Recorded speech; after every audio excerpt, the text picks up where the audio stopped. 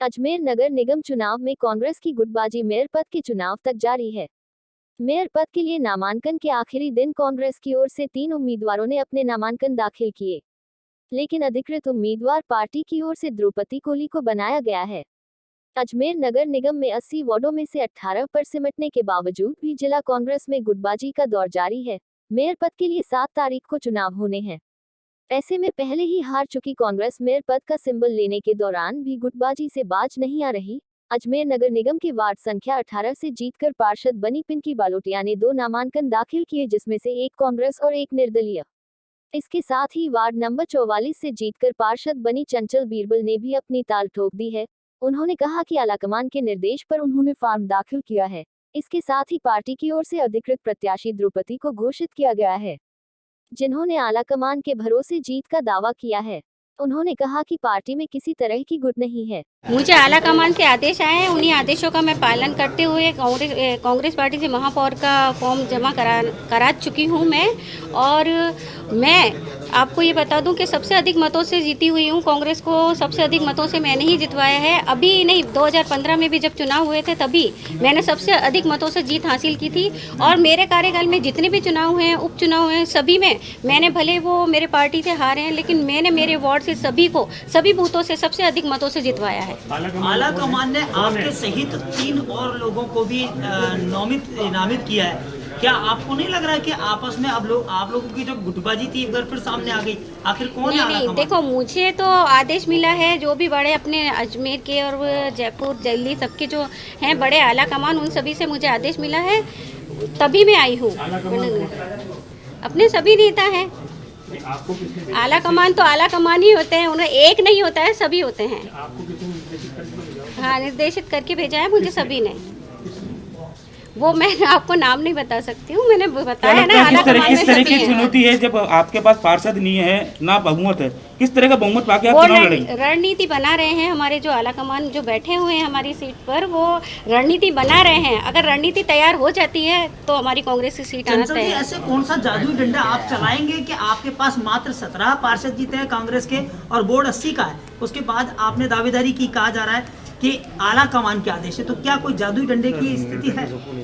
देखो, आलाकमान के आदेश मुझे मिले हैं, उसकी पालना करें और वही रणनीति तैयार कर रहे हैं। जादू का डंडा वही चलाएंगे, मैं तो सिर्फ उनका आदेश का पालन कर रही हूँ। मतलब आप मानते हैं कि कांग्रेस के पास जादू का डंडा है? हो सकता है, जब सुशील कंवर पलाड़ा जी आ सकती हैं, नाम वापस की स्थिति है क्या अगर आलाकमान? तो फिर जब सुशील कंवर पलाड़ा जी बीजेपी होकर भी हमारे कांग्रेस पार्टी का उन्होंने आई हैं, सिंबल लिया है, तो हम भी हो सकते हैं। मैंने आज नामांकन दाखिल किया महापौर पद के लिए, और महापौर पद के लिए चुनाव लड़ने के लिए दाखिल किया। क्या कारण रहे? सीटें कम थी, उसके बावजूद आपने नामांकन दाखिल? सीटें कम होने से कोई फ़र्क नहीं पड़ता। अगर पार्टी का सिद्धांत और पार्टी मुझे चाहती है कि उम्मीदवार मैं बनूं, तो पार्टी के सिद्धांतों पर चलते हुए मैं उसके लिए भी तैयार हूं कि हम अगर मान लीजिए नहीं भी बनते हैं, लेकिन पार्टी की नीति के अनुसार मैं उसके लिए भी तैयार हूँ। आपको नहीं लगता एक चंचल बेरवाल जी भी हैं, वो भी कांग्रेस से लड़ी हैं, वो भी खुद भी मैदान में हैं, आप भी मैदान में हैं, निर्दलीय भी, तो आप लड़ेंगे या बीजेपी को लड़ेंगे? नहीं, हमारा मतलब तीनों अगर मैदान में है तो पार्टी जिसको आदेश देगी वो एक ही लड़ेगा, तीनों नहीं लड़ेंगे।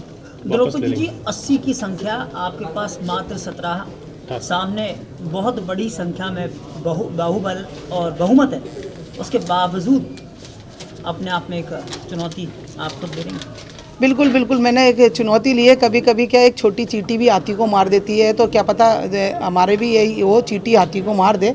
इस चुनौती को इस आधार पे मैंने एक्सेप्ट किया। तो मानते हैं कि पार्टी के अंदर कहीं ना कोई अंदर से भी कुछ चल रहा है? मानते कि आप भाजपा में सेंधमारी कर पाएंगे?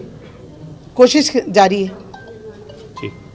पार्षद चुनाव में मुंह की खाने के बाद कांग्रेस की ओर से मेयर सिंबल को लेकर भी कश्मकश देखने को मिली। अजमेर जिला कांग्रेस में हुई धड़ेबाजी के चलते 3 उम्मीदवारों ने अपने नामांकन दाखिल किए। वहीं इस मामले को लेकर जिला कांग्रेस कार्यालय में अजमेर नगर निगम चुनाव प्रभारी शारदा कांत शर्मा और उप प्रभारी शकील अहमद ने सभी पार्टी पदाधिकारियों से चर्चा कर द्रौपदी देवी का नाम मेयर प्रत्याशी के रूप में घोषित किया। शारदा कांत ने बताया कि 80 में से केवल 18 पार्षद कांग्रेस के हैं, लेकिन उन्हें विश्वास है कि अजमेर की जनता से जीतकर आए पार्षद मेयर पद पर द्रौपदी देवी को विजयी बनाएंगे, जिससे क्षेत्र का विकास हो सके। 3 लोग थे सभी का था कि पार्टी जिसे भी उचित समझे, तो सभी पार्षदों की राय ली गई, सभी नेताओं की राय ली गई और उस पर यह तय किया कि द्रौपदी जी पार्टी के अधिकृत प्रत्याशी हैं नगर निगम में।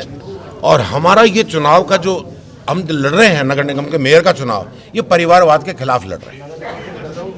और परिवारवाद निश्चित रूप से यहाँ अजमेर में जो हो रहा है, एक तो विकट नुकसान हुआ, अजमेर को विकास नहीं हुआ था। द्रौपदी जी लगातार जीतती आ रही पार्षद हैं, पढ़ी लिखी हैं, एडवोकेट हैं।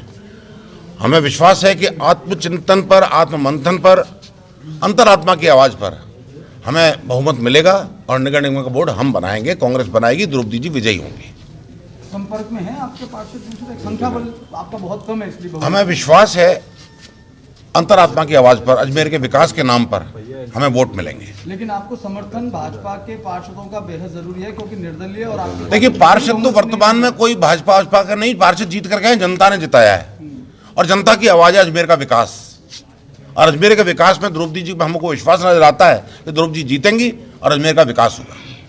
हमारे प्रदेश से जो हमारे चुनाव के यहाँ प्रभारी रहे नगर निगम के, शारदा कान जी और हमारे सादिक साहब जो एमएलए साहब, इनके यहाँ मौजूदगी में सभी बड़े नेताओं से जो है चर्चा की गई और सभी बड़े नेताओं के अलावा पार्षद गणों से भी जो हमारे यहाँ से जीते हुए हैं उनसे भी हमने चर्चा की। उसके बाद सर्वसम्मति से एक निर्णय लिया है कि हमारी द्रौपदी देवी जी जो है हमारी पार्षद, जो 3 बार पार्षद रह चुकी हैं और जो है एडवोकेट हैं और जो है उनका एक मतलब यहाँ नगर निगम के अंदर बिल्कुल साफ छवि के रूप में कार्यकाल रहा है, उनको हमने पार्टी का यहाँ से अधिकृत प्रत्याशी घोषित किया है मेयर के लिए। 2 अन्य ने भी जो आवेदन किया, वो कोई बात नहीं, वो उससे पहले का था, अब हमने अधिकृत प्रत्याशी कर दिया, वो सब हमारे वापिस हैं, सब पार्टी के साथ हैं। की सहमति थी। क्या रणनीति बन भारतीय जनता पार्टी के संगठन और पार्षदों के आगे कांग्रेस कितनी सफल हो पाती है, यह आने वाली 7 तारीख को सामने आ जाएगा। लेकिन इससे पहले कांग्रेस को अपने ही पार्षदों और निर्दलीय से मुकाबला करना होगा। नगर निगम की अच्छी बाजू में भाजपा के पास 48 पार्षद है, तो वही निर्दलीय 13 है और कांग्रेस के पास केवल 18 पार्षद है और एक आरएलपी का साथ रहेगा। अब इस पहाड़ जैसे लक्ष्य को किस तरह से पार्टी हासिल करती है, यह भी चुनौती होगी।